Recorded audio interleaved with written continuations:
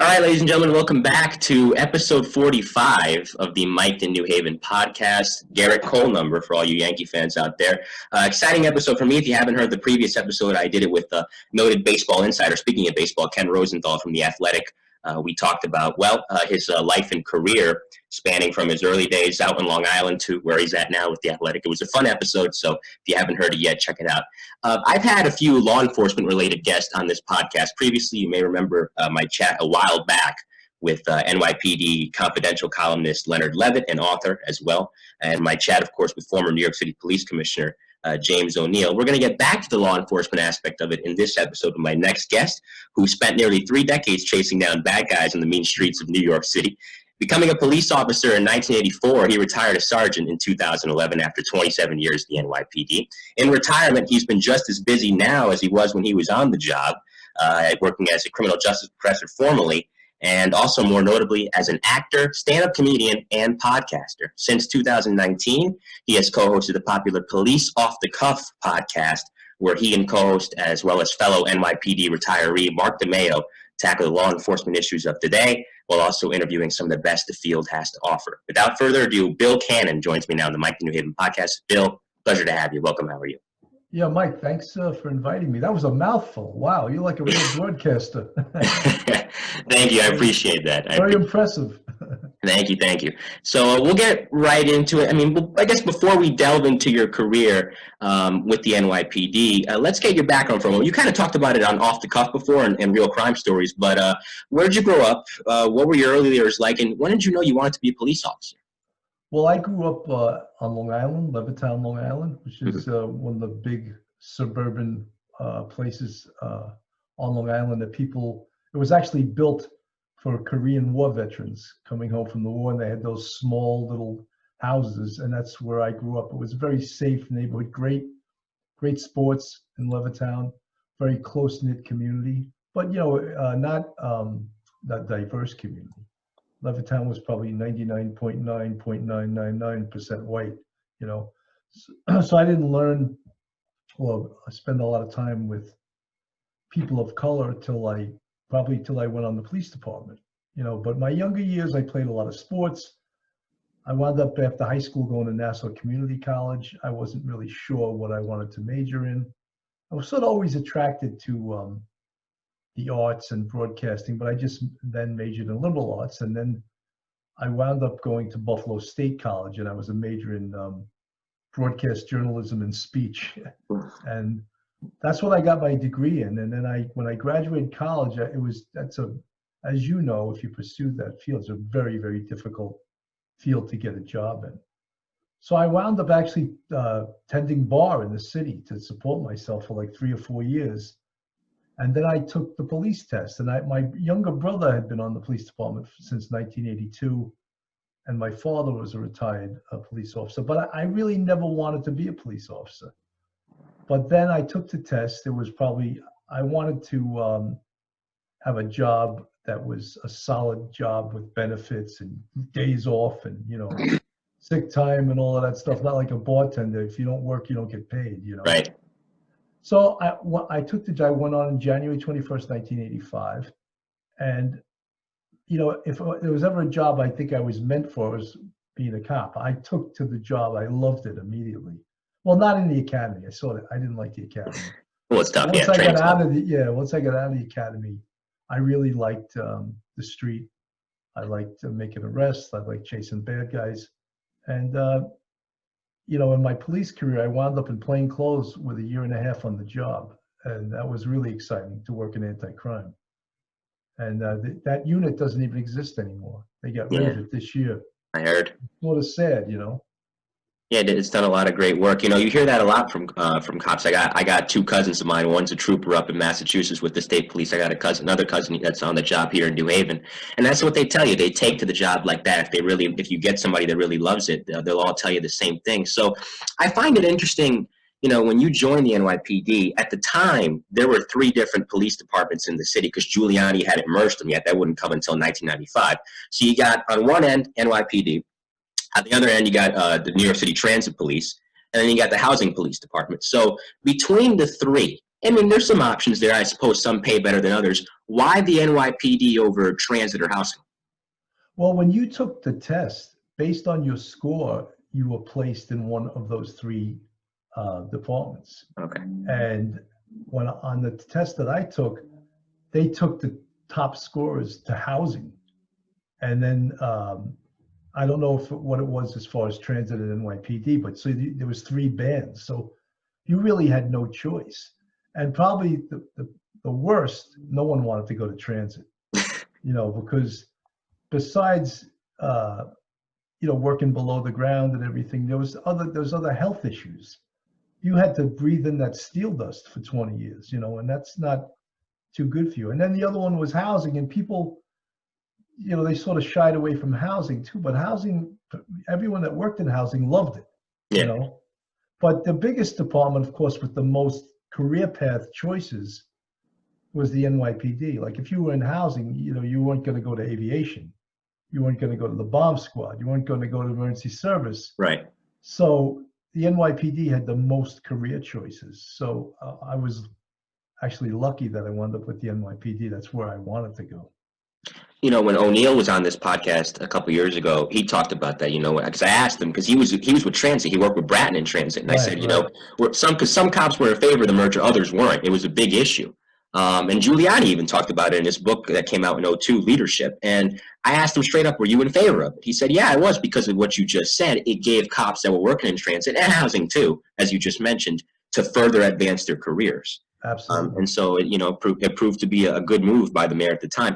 So, when you signed up and you came on the force in '85, as you just said, this was, as you and Mark often talk about on the show, this was the wild, wild west era of New York City. I mean, crime's rampant, drug use is out of control. The mafia was at their peak of their powers in the city. When you're joining a police force during a time like that, that's pretty daunting. So those early years, man, what was that? I know you mentioned you took to the job right away, but still, I mean, those early years on the street, what was that like? I was I wasn't in a precinct like the 3-4, which was, that was the wild, wild west.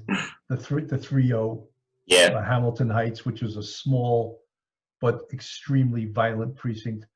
I was first assigned to the Upper West Side, which, is a really nice neighborhood. But back then, it had its share of crime also. It had, because criminals would come to that area because the people had money, and would come to the Upper West Side to rob them. Makes sense. As well as the Upper East Side, the 19th precinct.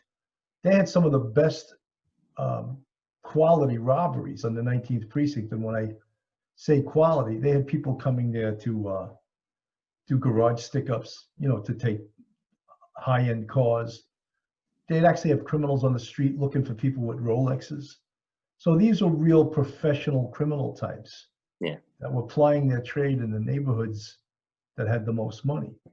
But then also the places, like I mentioned before, Washington Heights, it was the crack wars and the cocaine wars. And the 3-4 precinct in 1990 had 129 murders. I think that's the record for a precinct in a year. And as a result of that, they split the precinct in two. Now there's the 3-4 and the 3-3, because the 3-4 was just a gigantic geographic area that was, at the time, they felt unmanageable. And so they broke it into two different precincts.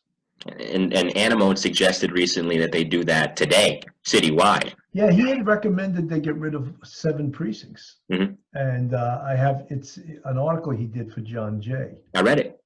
Yeah, very good. He's a very, very smart man. Yeah. And probably one of the best police chiefs in NYPD history, and maybe in the country's history. He was a street cop that made it all the way to the top, and he was tough but smart, and I thought he was fair, but he also wrote the book on disorder control, so responding to riots and that type of thing. And he didn't do it just from the point of view of being tough and taking down the rioters. He studied the way they respond to riots all over the world. And he took the best practices from all over the world and integrated them into the NYPD's policies. Right, and for those of you out there that are listening to this that aren't familiar with law enforcement, we're talking with Bill Cannon here on the Mike the New Haven podcast. I'm referring to former NYPD Chief Louis Anamone, who served with the NYPD from 1964 to 1999. So when guys get on the job, and firemen, this applies too. There's always the senior guys that help you out, that show you the ropes when you're first coming on. So every guy or gal that's coming on has that person, hopefully has that person. So for you, who would you say were the senior guys or gals on the job that when you were first coming on showed you the ropes? Well, I was very fortunate to get assigned to anti-crime with actually a year and a half on the job, which is unheard of. It's probably not the greatest idea to do but I made 6 armed robbery arrests in my first 6 months. One was an off-duty arrest of a bank robbery with a sawed-off M1. So my CO at the time was Louis Anamone, who was a captain. Yeah.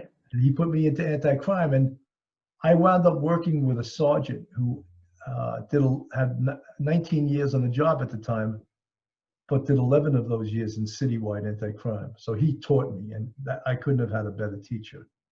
He That's taught good. me how to work anti-crime. Yeah, and anti-crime, for the people that have worked it, it's a real art form. And when you get taught the correct way, it's sort of like you feel privileged that you were able to learn this trade, because it really is a trade. And then you feel privileged to pass it on to the next group of cops that you could teach it to. And you see the amount of guns that they got off the street through the years. I mean, when you had Vic Hollyfield on, who's a retired emergency service, or was in emergency service at the end of his career, retired lieutenant, he talked about he busted 780 guns in one night because he got a truck full of them? That was unbelievable. Some truck driver who was transporting a shipment of guns from down south to up north, Yeah.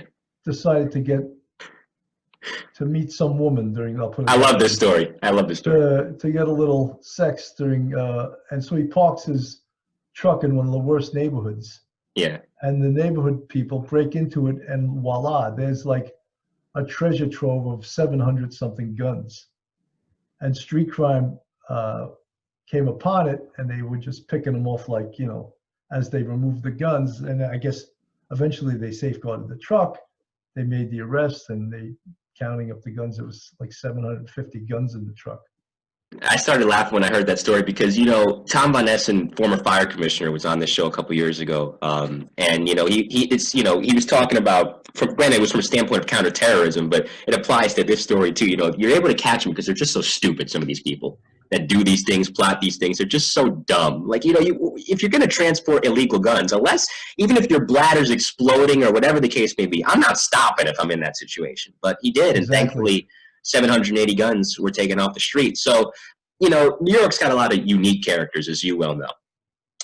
You run into your fair share. It doesn't even have to be just dangerous criminals. There's just very funny characters that exist in the city. So patrolling, with anti-crime in those early years, when you think back, what are some of the funniest encounters you think you had? Oh, God. I mean, you had so many of them. I mean, I really enjoyed my year that I worked in street crime, because we would work different precincts, not every night, but you'd stay somewhere for a month and go to a different precinct. Right. And the Manhattan South at the time was just like a school for criminals. Criminals would come from all over the city to ply their trade in Midtown. And they used to have these guys, we used to call them the bottle scam. And these guys would carry around broken glass and some liquid and a bottle in a bag. And they would bump into someone and drop the bag and say, "Hey, you just broke my $50 bottle of wine," and get in the person's face and make the person pay for the wine. So it was very much borderline robbery, because first of all, it was a scam. It's called fraudulent accosting. Mm-hmm. But it was also borderline robbery. So we used to catch these guys almost every single night doing the scam. They would usually choose Asians, because Asians, they didn't speak the language. They were intimidated by the area. Yeah. And they would bump into them and be like, "Hey, I didn't, and they would make them pay whatever they'd make them pay." And we would actually, it escalated to the point where they were getting arrested for robbery. I mean, they're to an extent, they're pretty clever, because, you watched NYPD 24/7, so did I, because it's on YouTube. And there was one instance where, this is 2002 at the time, so there's internet shops taking off, because internet was still pretty new at the time. And guys are just walking by, just taking stuff from bags. People leave their bags in the back of the chair. They take it, things like that. So, I mean, I did mention just now, not to contradict myself, that most of them are dumb. But some of them, they got the smarts. They just choose to use it for the wrong things in life, unfortunately. So, your career took a major step forward in 1990. You got promoted to sergeant, which for a guy that had only 5-6 years in the job at that time, that's pretty impressive. So to make sergeant just 5 or 6 years into being on the job at that point, most patrol guys or plainclothes guys, I mean, you can't take an exam for detective, at least not in New York City. You can't. That's on merit. But that's where most guys are aiming. They want to get their gold shield first. So for you, why sergeant as opposed to gold shield? I always wanted to be a boss, and because I wanted to do the same things a cop could do, but I didn't feel like spending days in court. Like a cop makes an arrest, he has to process it. And back then, you could wind up taking an arrest down to central booking and be there for 24 hours. It was a very tough situation because central booking was packed. And this wasn't just Manhattan. This was Brooklyn. This was Queens. It was all over. Right. So it really, making arrests was no joke. And, they acted like, oh, this guy made 600 hours a year overtime last year. Yeah, but something, he paid for that. Yeah. He paid for that in blood, sweat, and tears, Oh, so he made 600 hours and made an extra $30,000, $40,000, whatever he made back then. He deserved it. He worked his butt off, Yeah. But people would like to begrudge cops that, You weren't working security details at Shea or Yankee Stadium, that wasn't exactly wasn't what it was. You weren't just taking in the ball game, because I'm a Yankee fan. I see these old videos of the 90s dynasty Yankees, and the cops are just, they're out in left field catching home run balls. That's not what you were doing, Well, those guys will request to do that too. That's a detail. Working at Yankee Stadium. Yeah. And they request to do that. But guys who were arrest oriented, it really could take a toll on your life. And that included health wise. You see a lot of cops back then were fat. Because you're eating like foods. You're working crazy hours. You're eating at all the wrong times. You're eating all the wrong foods. And it really took a Herculean effort to stay in shape. When I first got to street crime, we worked 9:30 at night to 6 in the morning. Jesus. Those hours are only good for street crime guys. You can never even meet people after and your days off.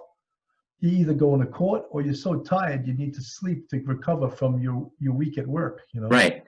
Yeah, it's a lot. It's a lot. And it's a young man's game too. I mean, it's better. I mean, it's not good for anybody. If you're like a 22-year-old guy like me, I'm 20. I don't have the guts to be a cop. But if I was, it'd be better for me. I'm single. I don't have any kids. I don't have a girlfriend or anything like that. So it works. But if you got a family, it's tough. So in '92, you got the opportunity to supervise one of the NYPD's many citywide anti-crime units, which, as you talked about, is a vital unit. And unfortunately, it's not around anymore, for the time being at least.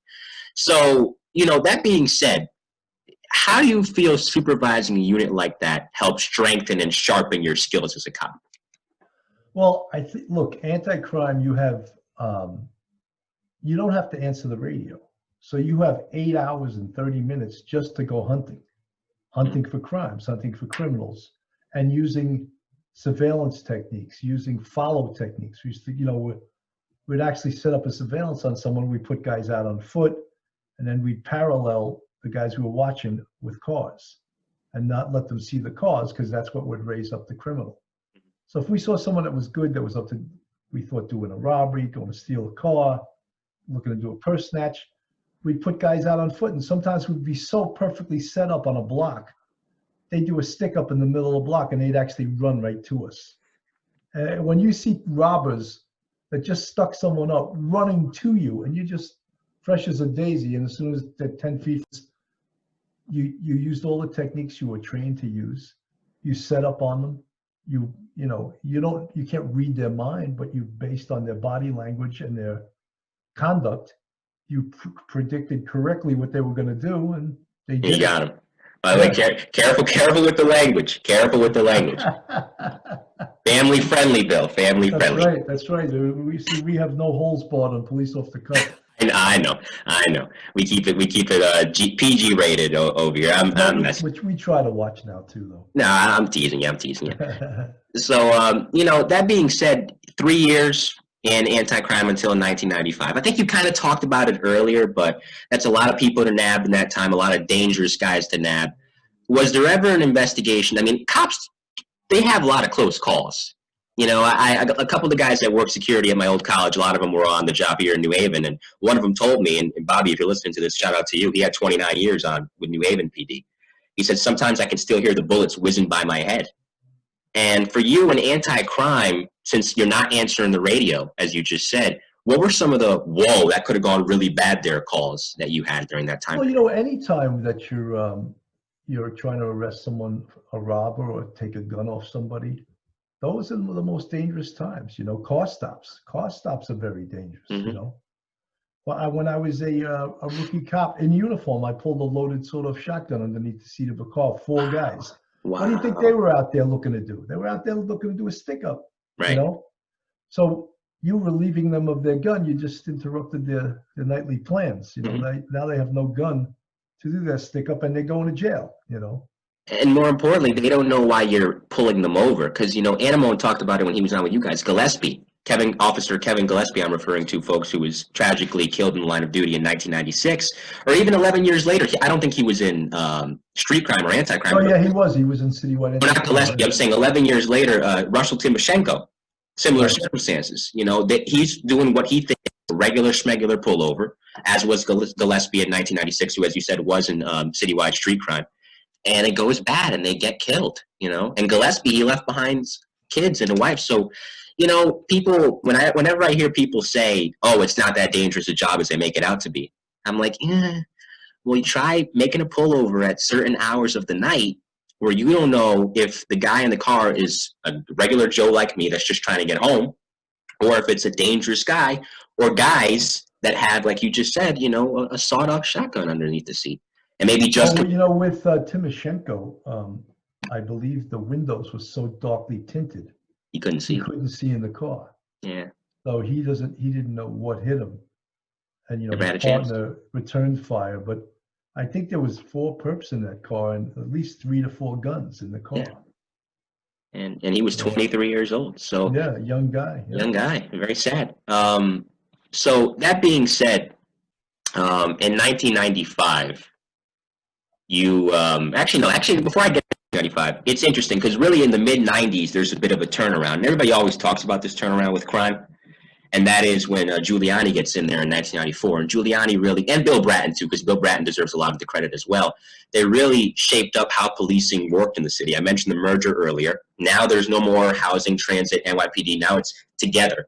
On top of that, broken windows comes into effect. I mean, you're an anti-crime at the time. Then you went to the RIP unit, which we'll talk about in a moment. So when those two came in, did you see the effect like right away in terms of getting carte blanche to go out there and do even more things to be able to lower the crime rate in New York? No, something, it wasn't, and I hate when people just give Giuliani the credit. Yeah. I mean, he deserved credit because he had in his mindset to do something about crime. And before that, no one cared to the extent that he did. But it was the perfect storm, and we always call it the thing that turned New York City around. We call it the Brian Watkins moment. Yep. And I don't know if you remember who he was. He was a tourist from We Utah. talked about it. Yep. Yeah, and his family came to New York City to watch the U.S. Open, and in the Times Square subway station, a bunch of robbers tried to rob his mother, and Brian intervened to help his mother, and he was stabbed to death. Yeah.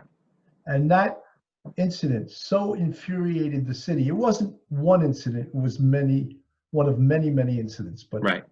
For some reason, that infuriated the whole populace of the city, and they said, that's enough. That is enough. Something, I remember there was a headline of either the Daily News or the Post, and it had a picture of David Dinkins on it. Said, Yep. Do something, Dave. Yep.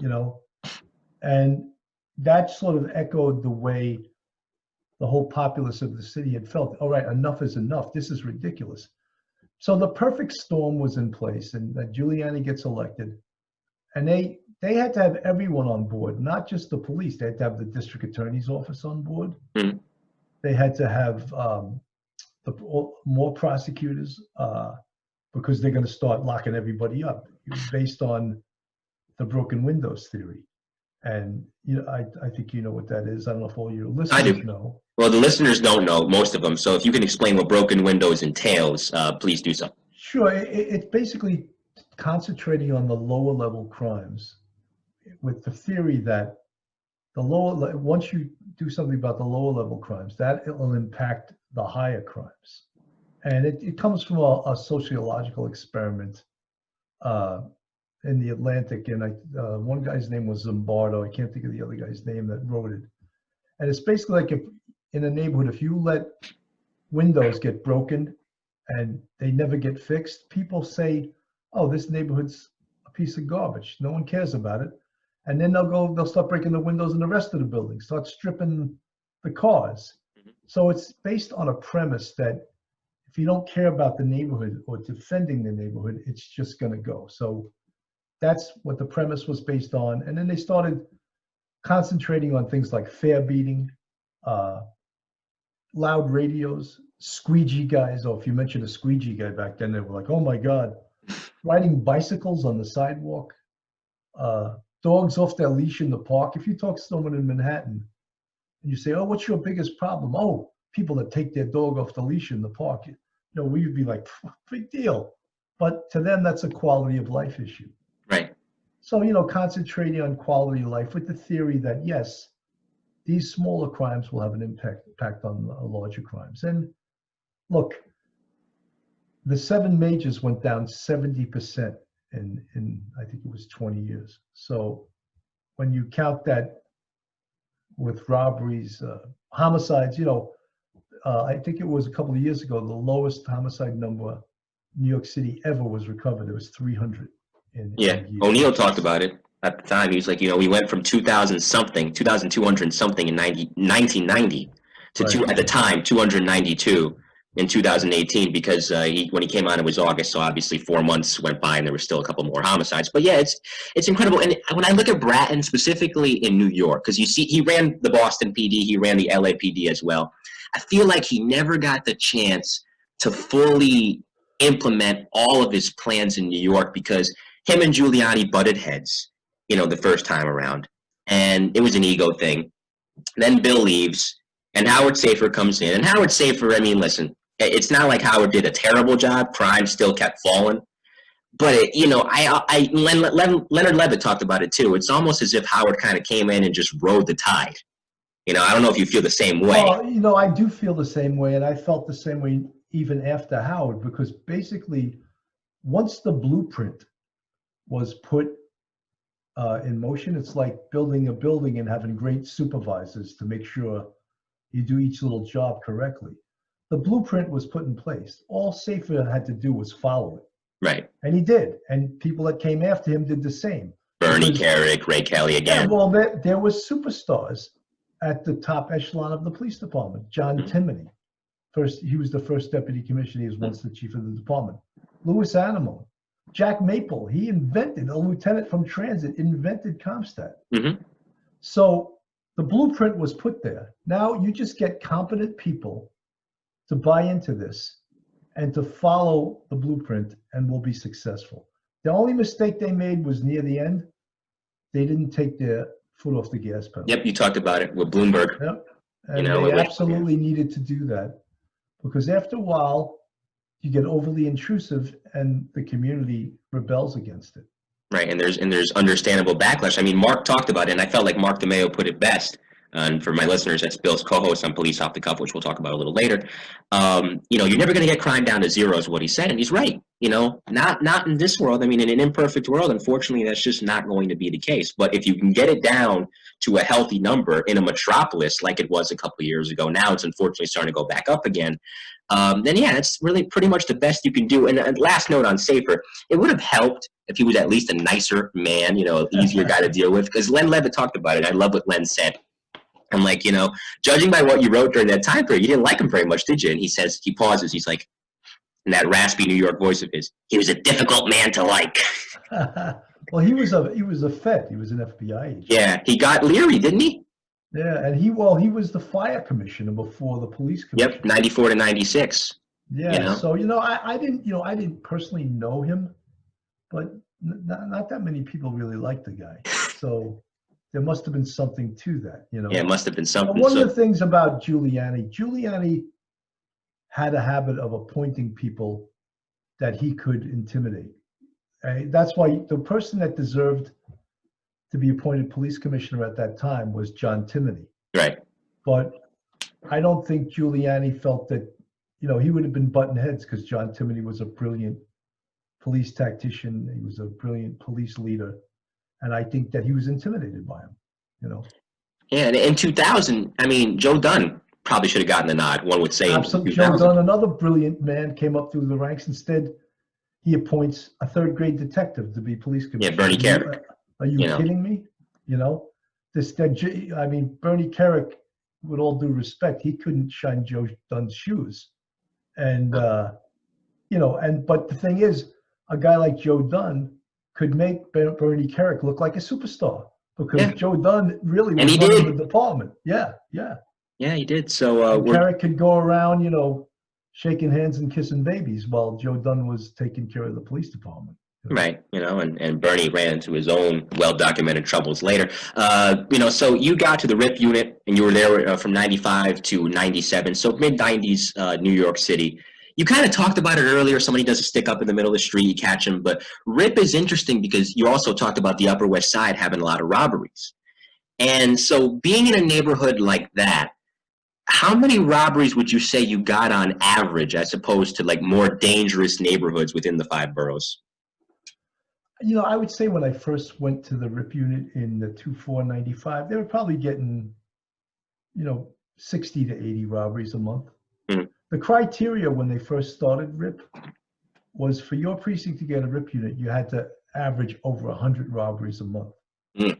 And as crime started dropping, almost no precincts had. I mean, Midtown South probably in those days was getting 400 robberies a month. Jeez. But the place was huge too. Same thing with 7-5. These places were off the charts.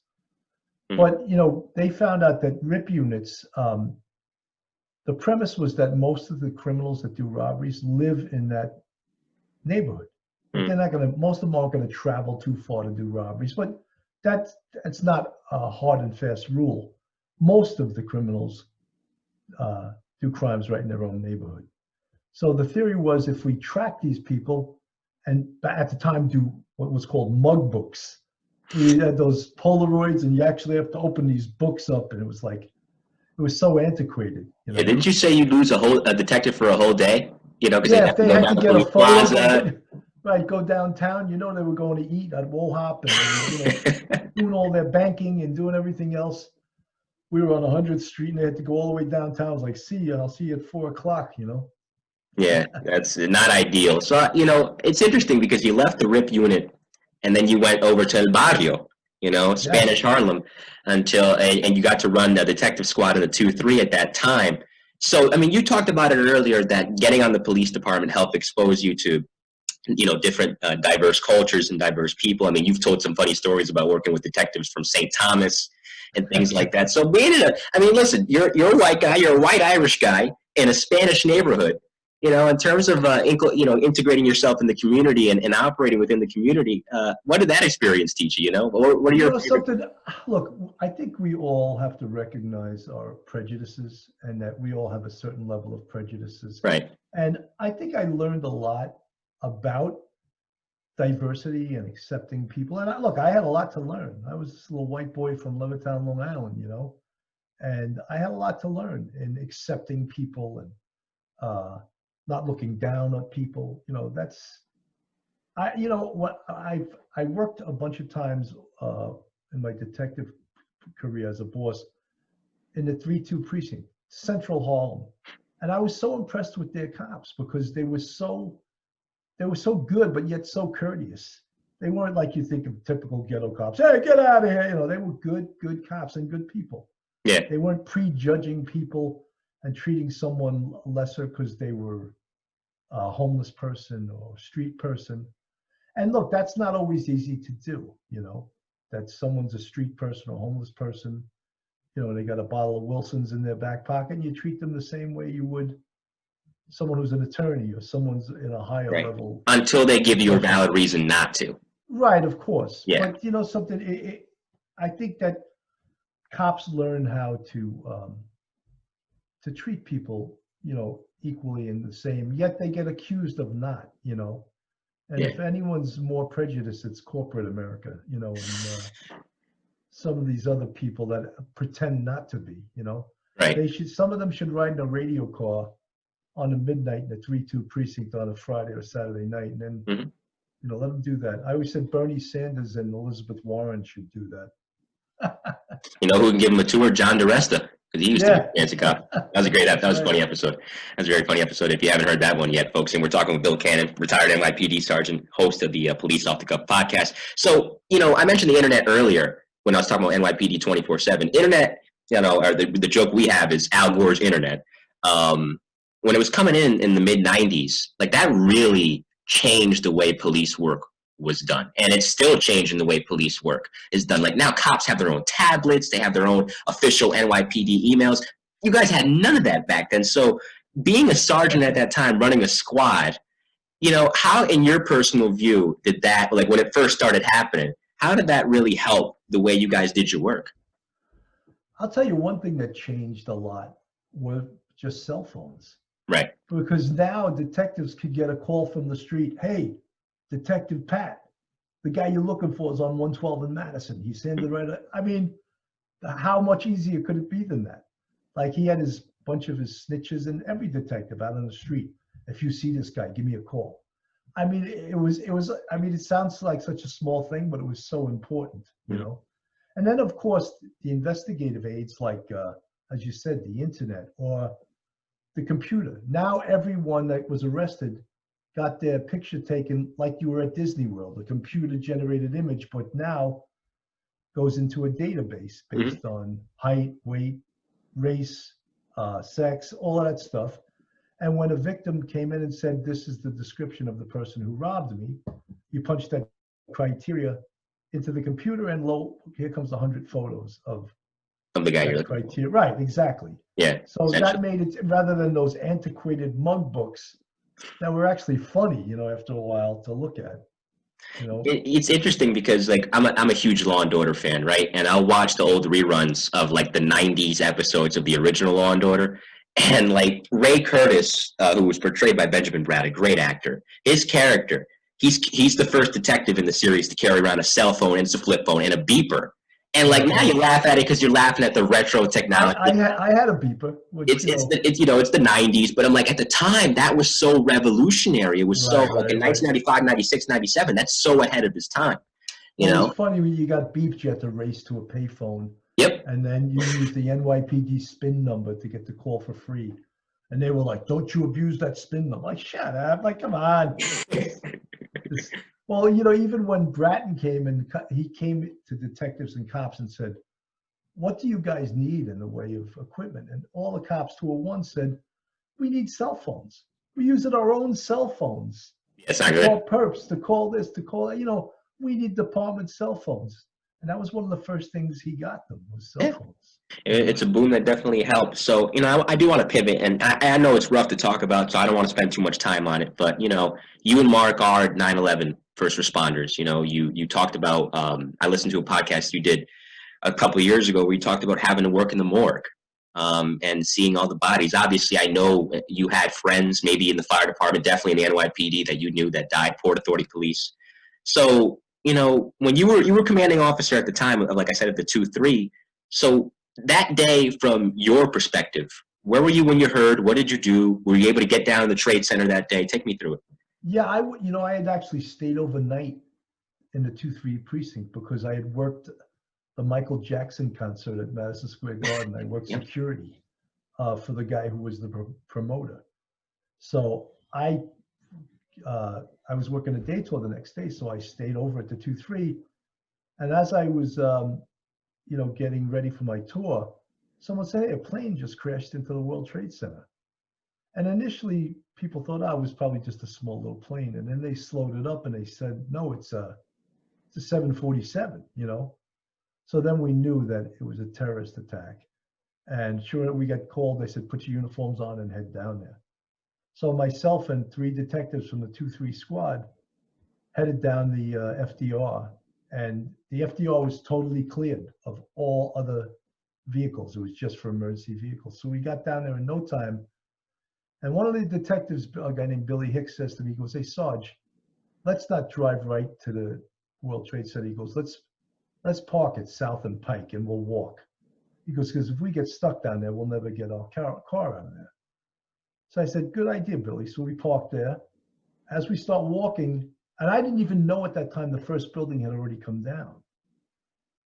We start walking there, and sure enough, we watch from Canal Street. I believe it was Canal. We watched the second building coming down right in front of our eyes. And then we walked to trying to think where we were assigned. Where we were initially assigned wasn't where they put us, but the air was so thick, you could hardly see, like 3-4 feet. And I remember we went into this clothing store. We actually had to buy some bandanas to put over our face, because at this time, there was no masks or anything to cover your face. And we were breathing in ash and, crumbled cement and every possible thing that was airborne. And it looked like, a constant flow of graffiti just falling from the sky, for hours afterwards, Yeah, I mean, it's, when you see the footage, it's so shocking. And so it seems like, I always go back sometimes when the anniversary comes around and I try to listen to the radio broadcast. Like, for example, I'm a lifelong WFAN listener, just to hear how life just pivoted at that moment. Like, I was listening to old tapes of the late, great Don Imus doing a show that day. And 1 second he's goofing on Sid Rosenberg for wearing a Jets jersey or something like that. Next second, the world changes essentially. And so, a lot of cops died that day. 3 from the court officers, 37 from the Port Authority Police, 23 from the NYPD. FBI lost a guy. Secret Service lost a guy. Right. Did you know any of these guys that died? I did. No one that was real close to me, but I knew them, from seeing them on the job and seeing them at jobs. I knew a bunch of them. A couple of the emergency service cops I knew. And, of course, you always had other cops that would tell you, oh, my uncle died. Or so, so people lost family. So it was a very personal thing, and that was like a good thing to come out of that, was that it united the city and united the country. But unfortunately, it only lasted for a couple of months. And then after that, it was back to, life as usual. And yeah. It's, I think, though, the police department, and I'm not knocking the fire department. I don't want it to come across that way. I got friends and family in the fire department too, and they did a great job that day, and they lost so much. They lost the most, obviously. 343 guys. 343 guys. But I think what saved the police, and I read a book on the bomb squad, throughout this pandemic in quarantine, you're reading so much. And Mark Torrey, who's still running the squad to this day, talked about it. I think the chain of command that the NYPD had of not sending so many cops in there probably saved a lot more cops from getting killed. And if a few guys marched in, I know the bomb squad lost Detective Claude Richards in the collapse, and he came in from home and he realized it was, as they said, he realized it wasn't a bomb. Let's go help people. And he died when the North Tower fell. So, but there was few stories like that. Not that I'm knocking Detective Richards. He saved so many lives that day, but that chain of command helped lessen the loss of personnel. And so at least if in that moment, it's good that the leadership was smart enough to realize, let's not send so many people in so as not to flood up the stairwells. That, and also, it's easy to Monday morning quarterback now, but yeah, they put a temporary headquarters in one of the bottom of one of the buildings that got hit. Mm-hmm. You can almost not believe that wasn't written somewhere in fire department procedure, that if there's an incident in a building, the temporary headquarters will in no way be even considered to be put it's on Google. Building. You can Google a picture of it. It's somebody wrote in graffiti, NYPD Temp HQ. And that it was able to at least provide a place for all the cops to go into and and network. But yeah, it was anybody that was on the, as Von Essen told me though, for all the guys that came in from off duty, I just talked about Detective Richards. He was off duty when it happened. I never forget what Von Essen said. He's like, I'd love to have a group of people working for me that come into work and do a job when they don't even have to, and that was what happened. No, no, all of that is extremely admirable, but Mhm. yet to keep track of the guys, Yeah, it's like almost impossible. So how would you know he was even working, or did he report to anyone and sign in? Because guys could have been killed and you could have not even known. not I'm even sure that known. probably happened, known that they were there. So far So, as accountability, there's probably had to be some new procedures written after that day. And in addition, the fire department had horrible, horrible radios, and yeah, they didn't work when they went in the building. Well, once that, also the tower went down, but the NYPD radios did work. And I was told by an ESU lieutenant that aviation told them, get out of the building. We could see the building moving. It's coming down. And I think that the ESU cops tried to tell the fire department that, and they didn't evacuate the building. yeah, it was talked about because Holyfield, go back to that interview, he talked about it. I'm like, and you would think that in a moment like that, okay, if you have a departmental rivalry, whatever, it's life, there's ego involved, it is what it is. You would think in a moment like that, though, it's like, put it to the side, Right, because right. there's so many lives at stake, and I'll never forget what Holyfield said. He's like, okay, we're on our own, let's go save lives, and they did. And they did. So, Right. last question on that, and then we'll move on to happier topics because I don't want to spend too much time on that. It's sad. But, work in the morgue, as we talked about, I don't want to talk about the specifics of it, but how does one overcome seeing that? Like, what helped you overcome that kind of trauma of having to see that stuff, man? Well, luckily at that time, I wasn't a 2-year or 3-year on the job rookie. At the time I think it was 17 years on. So that helped me because I had seen a lot of bad stuff already. Unfortunately, yeah. But in the morgue from 9/11, I never saw bodies in that condition ever in my entire police career. That was the most horrendous stuff I had ever seen. And it was almost surreal. People overused that word during those times, but it was to see, and also to see cops and firemen being brought in. It was just the most horrific thing you could see. Yeah. So we'll move on from that, and we'll move on to when you got to your last squad. You commanded Manhattan North homicide from 2000. Well, I wasn't the CO. I had there was a lieutenant and 3 sergeants, and I had the A team. Okay, my bad. There was an A team, a B team, and a D team. And when I first got there was 18 detectives and 3 sergeants and a lieutenant. Hmm. And this was, I got there in 2002 I got there. Mm-hmm. And And I you got did the rest of my there. career in the homicide, which, look, I couldn't have choreographed my career any better to wind up there at the end of my career, because it was a place that was a great place to work. It was really interesting. I had really excellent detectives, and you could make a lot of overtime. So I was in a place that, look, I wasn't on the job as a volunteer. I wanted to make money. Right. I was in a No. place where you could make money. And because they wanted us to cross the T's and dot the I's on every single case. And you want us to do that? That's what you got. It's funny you mentioned the overtime because I mentioned the cops that would work the details at the ball games earlier. And there's this great book on the Mets of '99 and 2000 when they had those great teams. And there's this one instance where a cop has a quote in the book. The Braves are coming in to play the Mets in 2000. This is when the Mets score 10 runs in the 8th inning. Piazza hits the home run. And one of the people asked the cop, "Who are you rooting for?" He says, "Overtime." It's a great line. So, you mentioned it on Off the Cuff, and we're talking with Bill Cannon here at the Mike and Ian podcast. This has been a very fun chat so far. I'm having a lot of fun. 165 murders originally, 50 by the time you left in Right. 2011. Great drop, great work. Obviously, 50 Yeah. still, you'd love to get it to 0, but it's just not possible, unfortunately. So that being said, even though running a homicide unit is a lot different than running RIP or supervising anti-crime, what tactics from those years of running those particular squads would you say you brought with you to homicide? Look, I think a lot of times some of the best homicide detectives, most of them came up through anti-crime, And some of them maybe that didn't come up through anti-crime came through narcotics or came through RIP units.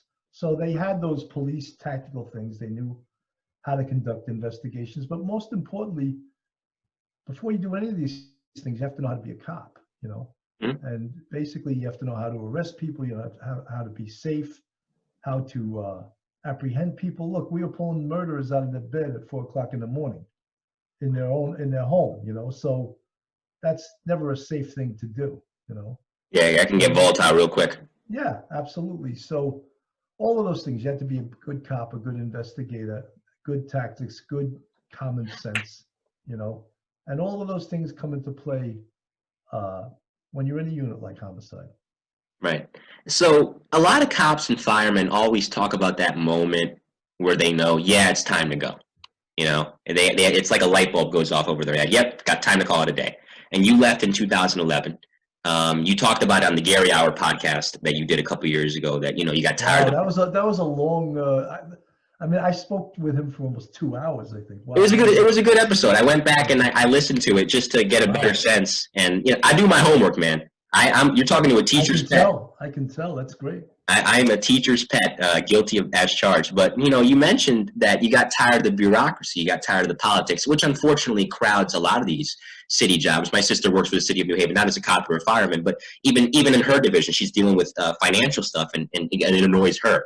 So, what was that moment for you specifically, where you said, "Yeah, you know what, time to go. I've had my fun. I'm moving on." Well, you know, I was teaching college part time, you Mhm. know, and one of my oldest son was entering college and he was going to a private school.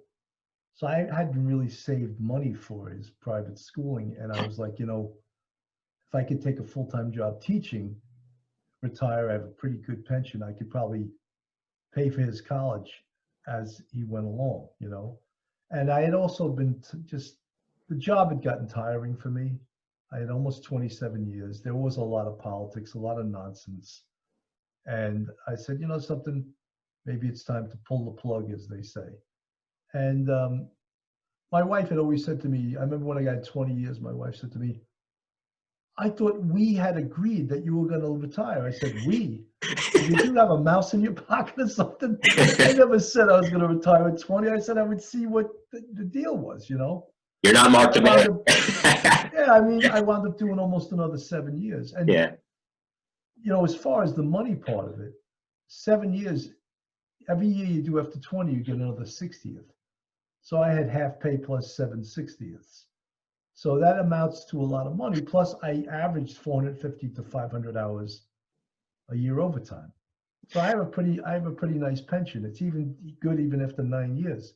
But then I took a full-time teaching job, so I was making another $80,000 to $90,000 a year on top of that.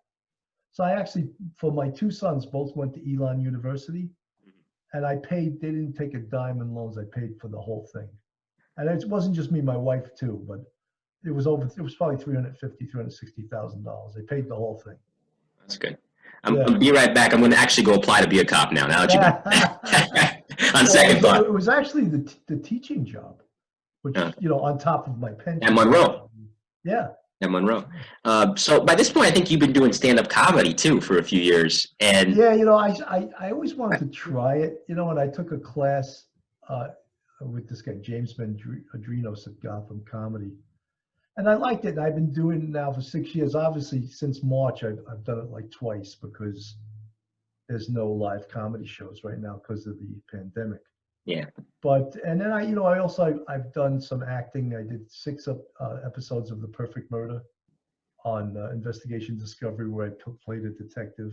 mhm. I was on the show Shattered. You know, a lot of these shows, though, you know, I was thrilled to get the national attention and to actually get to act. But you're not going to get rich, trust me. You know.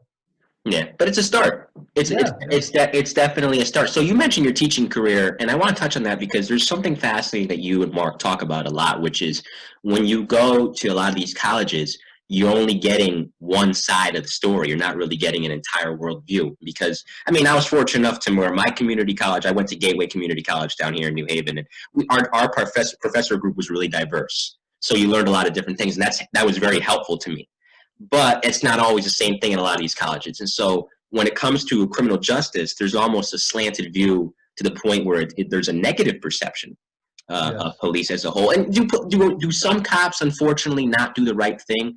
Unfortunately, yeah, but not all cops, as we know. And so you having been a cop for so long, you got to present a different side of the issue. And so how did you, factoring that in here in your mind, how did that influence the way you taught your class? And how did it help them understand that, not every cop is on what we see some of them do on the TV sometimes? Well, just to preface that, the college that I taught at, Monroe College, was probably 99% Black and Hispanic. Mm-hmm. So here's this white boy coming in from Manhattan North Homicide Squad, and the question is, can he teach these kids? And the answer is yes, he can. In fact, I thought I was one of the most popular teachers in the criminal justice department. I'll put it that way. That's good. I don't want to, my arm's not long enough to pat myself on the back. I taught there for like 10 and a half years, part-time and full-time for like 5.5. And I tried to give the kids the real deal of what being an investigator is all about, what being a police officer is all about. And even a lot of the books were slanted by some liberal professors. I would read some of these textbooks and I'd be like, what are they talking about, And I didn't like that. I wouldn't teach things in a textbook that I disagreed with. If I thought this is totally nonsense, I'm not, like I'll give you a good example. Mm-hmm. I taught a course on corrections, and someone wrote in the book that it's not fair that you're judged to be a career criminal if you do just 3 violent felonies in 10 years, because most people that don't do crimes, they have way more than 3 jobs during their career. But here's a person comparing a good citizen and their employment career with a criminal. Yeah. How is that even in the same vein? How can you compare those two? And that's why I'm not into politics at all. I don't like it. But that's why, honestly, these cable news channels, Fox News, MSNBC, I don't watch, because I always try. It poisons your brain after a while. Right. And even what you read, I don't like reading the New York Times. I mean, I have an account with them. There's a few good stories here and there, but everything's, even the Post, honestly, I just keep it to sports. If they have a great sports section, I'll read it, That's it, because it's biased one way or the other, unfortunately. So I'll ask you, as far as acting, and then we'll pivot to Off the Cuff. And we're talking with Bill Cannon here on episode 45 of the Mike the New Haven podcast. It's been great. And I don't want to keep you too long because I know you're busy. How does acting, in a sense, this is a 2-part question. How does acting, in a sense, compare to police work? And would you like to diversify the kind of characters you play in the future to where you're just not being typecast as a cop all the time? Well, something, there's a lot of emotion in police work. Right. There's highs and lows, and a lot of happiness and a lot of real sadness and seeing the most horrible things that a human being could see. And as an actor, you have to draw upon your emotions to be able to be believable. I remember I played a scene in my acting class in Ordinary People. I don't know if you know that movie, but it sounds familiar. He was talking about the death of his son with his wife. And as he's talking about this, his marriage is breaking up, because the wife sort of took favorites with her 2 sons and blah, blah, blah, blah, blah. Anyway, at the end of the scene, I actually had tears coming down my face. And I was like, wow, I didn't know I could do that, And I'm not saying I'm, Al Pacino or Robert De Niro, because it's very tough. You have to get into that frame of mind to right. To become a character. But also, my acting teacher would always say, people, it's more interesting you being you than you being someone else. What he meant by that was bringing who you are into the character. And what you've been through and what you've experienced in life. Yeah, exactly. Yeah. So that makes a lot of sense. So we'll get to Police Off the Cuff right now, because I see the banner behind you, and you get it. Is that the Beatles behind you too? Is that Yeah, that's okay? Meet the Beatles, 1965. That's the Okay. album cover. I recognized it. So Yeah. that being said, I mean, off the cuff is really great. The guest list, because it's not just retired cops you're talking to. You're talking to different people. I mean, last night you had Christy Schiller on, who runs the Canines for Cops organization. You had a psychologist on as well. Brianna was her first name. Was it O'Daniel, her last name? Yes, she was great. I really It liked was. her. You know, Yeah. so it's different backgrounds, and it's fascinating to listen to because I mean, I talked about being typecast. I don't like generalizations, period, because it's such a bad way to think. But you know, people think, as you talked about earlier, the fat cop that loves to eat the donuts, it's a blue collar worker. Mark talks about it too. But these are doctors. These are, you know, they have their PhDs. These are professors. These are lawyers. They're very intelligent people. And so, you know, starting off the cuff with Mark, what prompted you guys to start this podcast, and how long have you known Mark for anyway? You know, I knew Mark from the job, but I really didn't know him well Mhm. because Mark wasn't really like a go-getter as a detective. He wasn't. Yeah, He fully admits it himself. His goal was to do his 8 hours and get the hell out of there so he could do a comedy show at night. right. And that was his whole goal. So I was more of a go-getter. You know, I was in homicide. When he saw me come into the 260, he'd be like, "Oh no," because you know he sensed there might be some work here. You know, so but it actually was. So then we connected during comedy, and it was actually his idea to do the Police Off the Cuff podcast, and we started doing it there, up in at this woman. Her name was Lisa Ratner. She had a studio, and we did a bunch of episodes up there. For some reason, it didn't click, you know. Then maybe 6 months later or a year later, he said, "Let's buy all our own podcast stuff, and we'll start doing it again." So we started recording it in my house at my bar, but we needed like an engineer. You know, we needed an engineer because we were also filming it. Mm. So it became expensive. It was probably, you know, I'd say, you know, 100,000 episode, 50 to 100 maybe. Yeah, $50 to $100. It'd be 100 for 2 episodes. So, you know, it ran into some money. So then we got involved with the Sergeants Benevolent Association. They had in their mind that they wanted to do podcasts and put it on a platform called Inside Blue 360. And that site is still up, yet we haven't done a show for them or with them since March, since the pandemic started. Yeah. So in actuality, the pandemic, even though it's a bad thing, it taught us how to use Zoom. And we've done actually, 51 episodes of just Police Off the Cuff. We called it After Hours because we were doing it at night. Yeah. We've done 51. And then Mark and I have also branched off because we definitely have two different talents. Mark is more comedic, and I know more about police work than Mark, put it that way. So I'm doing a show called Real We love you, Crime Mark. Stories. Real Crime Stories with Bill Cannon. Hmm. And I interviewed Barbara Butcher. That was a great episode. Everyone wants her as a guest because she's brilliant. She just signed a book contract with Simon and Schuster.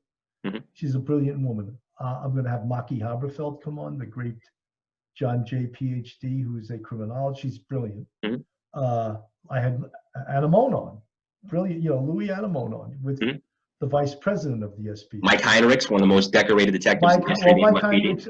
Heinrichs, I did him on Police Off the Cuff and Real Crime Stories. Yep. Also an amazing guest. Then I featured some homicides, real high-level homicides on, and I'm going to branch out even more with Real Crime Stories. And I really enjoyed doing that one because it's a little bit different flavor than Police Off the Cuff. It's more focused on telling a story and digging maybe a little deeper into the nuts and bolts of police work and homicide. Like I did a quick story on the Tennessee bomber with a psychologist the other night. And that was so great to do. And you had Bill Ryan. I didn't have any rehearsal. I just said, "Hey, could you do it? Boom, let's do it tomorrow." And we did it live. You know? And you had Detective Bill Ryan, who's a retired member of the Arson Explosion Squad, who worked the 93 World Trade Center terrorist attack. Absolutely, all of those things. And it's great because, and I know that you connected with me on LinkedIn. And believe it or not, I get a lot of my guests on LinkedIn. And one of the things is they see that my credentials and they say, "Oh yeah, I'll go on this guy's show." Whereas if you don't have that level of credentials, they might be like, this guy's not that serious, you know. Mm. But I've gotten a lot of very, very good guests from LinkedIn. And here you are copying my techniques. Yeah, I ripped you off. I'm sorry. I stole from That's you. all right. Yeah, hope you can forgive me for that one. But you know what I love about real crime stories is as you just said, the nuts and bolts. Because unfortunately, there's this narrative going around amongst many that police are incompetent. They don't know how to. They see, unfortunately, some police departments in small cases botch investigations, and they think that that's the norm. But when you get these cops on, you see just how much. I mean, as you said, just how much goes into police work, and not only that, how brilliant for police work these cops are. They're the Right. furthest thing from incompetent. Well, it's funny. Everyone's an investigator now because of television. Yeah. And they call, like, you're familiar with the CSI effect, Yeah. where it's tainted juries because juries want to see DNA evidence. They want to see fibers. They want to see fingerprints. They want to see physical evidence. And sometimes there isn't.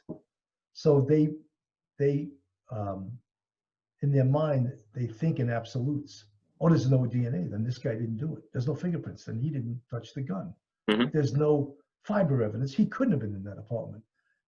I've been in crime scenes where there was no physical evidence whatsoever against the perpetrator, but he did it. He was absolutely did it. Yeah, I mean, imagine, like, for example, some of these professional hitmen. I mean, they're wearing the things that cover their shoes. They're wearing Right. gloves. I mean, of course, you're not going to have much physical evidence, if any, there, but it doesn't mean that they didn't do it. I mean, you go by motive. You go by things like that, and that's how you solve a lot of cases.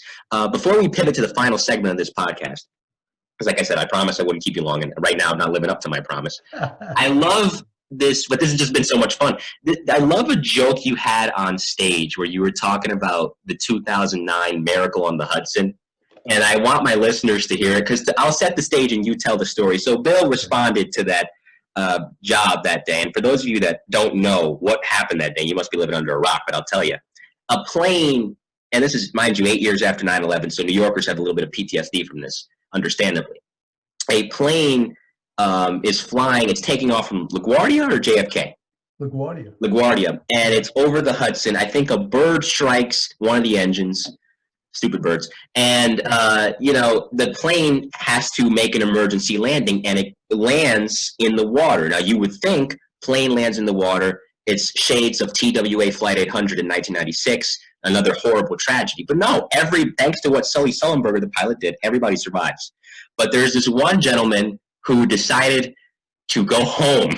And I'll let you tell the rest of the story, because this is hilarious. Well, the joke is connected with, I have to tell the whole story because it's connected with going to Fresh Kills in Staten Island.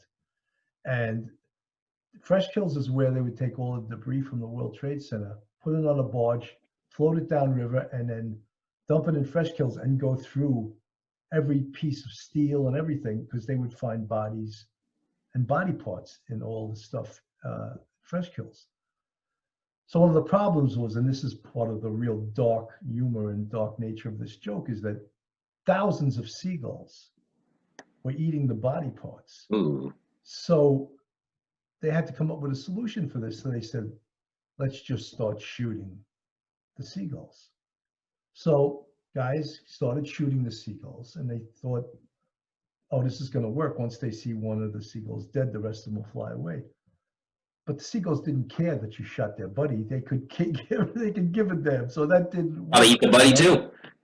And then the people from PETA started complaining, oh, like, why do you have to shoot the seagulls? Why can't you trap them and bring them to New Jersey? And we said, well, because the seagulls have wings and they'll just fly back to Staten Island, And then another dark part of that joke was they suggested, what are you going to do with these people from PETA? Well, maybe we should shoot them, but we couldn't do that. No, you can't. And then it segues into the best job I ever responded to, was the Miracle on the Hudson. And we got called there. They said a plane crashed on the Hudson. There's going to be a lot of dead people. So we get there, and as we walked into the hangar, we're hearing no one died, everyone lived. And I'm like, wow, that's amazing. And I met Captain Sullenberger. And I walked up to him and I said, Captain Sullenberger, I said, I'm Sergeant Cannon from Manhattan North Homicide Squad. And he looks at me and he says, I've heard of you. And I said, you have? goes, yeah. He goes, aren't you the guy who shot those birds at Fresh Kills? And of course, everyone laughs. And he said, I could have used you at LaGuardia because that's how the plane went down, you know. And then the second part of the joke was, our job was to account for every single person on that plane. And we did, but we were missing one guy. So I grabbed one of my detectives. I said, give him a call at home. So he calls the guy, and the guy answers the phone. He says, hello? And he says, hey, dude, were you just on that plane that crashed on the Hudson? He goes, yeah. He goes, you just went home? You didn't tell anyone? He goes, you know, there's scuba divers in ice cold water looking for you right now? And the guy says, tell them they can get out of the water. I'm okay. Like that, I mean, imagine the goal. I mean, that's such a dude thing to do. They say our brains mature slower than women. Because imagine, I'm all right. Well, I'm going back to Midtown, you know, just. That's right. I'll just take a cab and go home. Yeah, I mean, my God. So yes, it is finally time for the concluding segment of this podcast. And this has been, again, I know I keep saying, I know I sound like a broken record, but I've really had a lot of fun talking to you. And I hope you've had fun too. That was great. So this segment. I didn't know if I was going to remember all of that joke because I haven't been on stage in. Yeah, it's been a long time. Yeah, it's been a long time, and hopefully you can get back on soon. But the segment of the podcast that we often conclude with here on Mic'd in New Haven is rapid fire. So it's 5 hit and run questions from me, 5 answers from you. Are you ready? All right. And you can say pass if you have to. It's fine. okay. That's what I told Commissioner O'Neill. So first thing you miss most about the job? I think just the camaraderie and seeing a lot of the people that you don't see anymore once you retire. And I would say that's it, the camaraderie. Yeah, a lot of guys say that. Second, favorite person you've ever worked with? And you could say multiple, doesn't matter. You know, I really loved working in the 2-3 squad. I love Patty Porteous, Charlie Freitag, who's still on Manhattan North Homicide, Donna Torres, a lot of the guys in the 2-3 squad. I had the RIP unit there. It was like amazing. Louis Caniglia was the lieutenant. And in Homicide, I had a great boss, Tommy Mahoney. I had some legendary guys on my team. Joe the Lip. That's his name, the Lip. Everyone knows the Lip, you know, because he's always hypothesizing and theorizing. Tommy Clark, the late Tommy Clark. You know, some great people, great investigators. And, you know, if you pass through life, we just pass through once and that's it, you know. A quick side note, Detective Pat was the guy that caught the Rouse killer. And it's funny because the Law and Order did an episode on that. This is one of Jerry Orbach's last episodes. He's my favorite actor. He played Detective Lenny Briscoe. He's sadly not with us anymore. But that episode is funny because you know who played the shooter that Detective Pat arrested in that episode? I don't know. Bo Dietl. Oh my God. Bo Dietl was cast. You know, Bo Dietl was there that night. He showed up with his whole crew of you know, whoever. You know, I'm not going to get into it, but who knows? He could be on Off the Cuff. I'm just messing with you. Yeah. The owners and the employees of Rayo's weren't all that cooperative. I'll put it that way. Well, understandable. Third, favorite restaurant after a long day's work. You know, you're off duty now. It's time to just decompress before you go home. Favorite restaurant or bar in the city to go to? I used to love to go to Coogan's in Washington Heights, and we actually had the owner on, Dave Hunt, in one of our episodes. I was like the Cheers of Manhattan North, you know. All right, that's good. Fourth, we talked about favorite person you ever worked with. Weirdest or most unique colleague you've ever worked with? Oh, God. I think I'm going to pass on that one because all right, that's fine. But that's fine. It's understandable. So the fifth and the final one. I mean, if you can go back in time when Bill Cannon is just starting out as a cop in 1985, you can go back in time like they do in the movies and give advice as yourself now to a younger Bill Cannon. What would you tell him? You know, one of the things I said, and I recently interviewed retired Chief Joe Herbert, who was the commander Great episode. of JTTF, and I said, one of the best pieces of advice I ever got, and not just on the police department, but everywhere, is loose lips sink ships. Keep your mouth shut. And it's so true, but I never took that advice. I always had loose lips. But I would say, you know, keep your mouth shut. Don't let people know. There's a lot of jealous people. People will use things against you. And the other thing about the police department, so many people are related. So you may say, "Oh, I can't stand that guy." It could be the person's brother or cousin or uncle. You know what I mean? Yeah, it's tough. Like I'm half Dominican, half Puerto Rican, so we have a saying in Spanish, "No sea presentado," which means basically that, loose lips sink ships. So that concludes. This is what has been, just a funny, terrific episode of the Mike to New Haven podcast. I'm so glad I got you on. Before we go, we'll plug ourselves. So first, I'll plug myself to the listeners, and then you'll plug. So you can find this podcast everywhere. I'm on Spotify. I'm on iHeartRadio. Wherever you get your podcast, that is where you can find the Mike to New Haven podcast. Please subscribe. Please leave a 5-star rate and review. And if you're fans of Police Off the Cuff, hey, come subscribe to my podcast too. I get a lot of great guests. It's a little different. We do sports. We do news too, but it's fun. And I hope you guys definitely enjoyed this episode with Bill Cannon. You can find me on Twitter at Mike in New Haven. If you're on LinkedIn, I'm Mike Cologne there.